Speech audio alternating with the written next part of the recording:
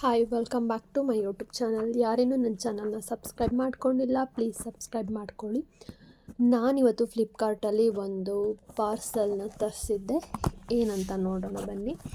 ಇದು dry fruits. ನಿಮಗೆ ತಮ್ನೇಲಲ್ಲಿ ನೋಡಿದಾಗ ಗೊತ್ತಾಗಿರುತ್ತೆ ಏನು ಅಂತ.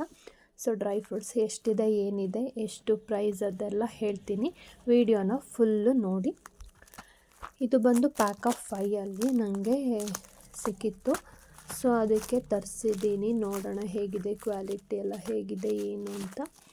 ಸೊ ಈಗ ಇಷ್ಟೊಂದು ಪ್ಯಾಕ್ ಮಾಡಿದ್ದಾರೆ. ಅಷ್ಟು ದೊಡ್ಡ ಬಾಕ್ಸಲ್ಲಿ ಇಷ್ಟು ಚಿಕ್ಕ ಚಿಕ್ಕ ಬಾಕ್ಸ್ ಇದೆ. ನೋಡ್ತಾ ಇರ್ಬೋದು ನೀವು ಎಷ್ಟು ಪ್ಯಾಕಿಂಗ್ ಮಾಡಿದ್ದಾರೆ ಅಂದರೆ ಅದು ಓಪನ್ ಮಾಡೋಕ್ಕೂ ಸಮೇತ ಕಷ್ಟ ಆಗ್ತಿದೆ. ಸೊ ಇದರಲ್ಲಿ ಏನೇನಿದೆ ಅಂತ ನೋಡೋಣ.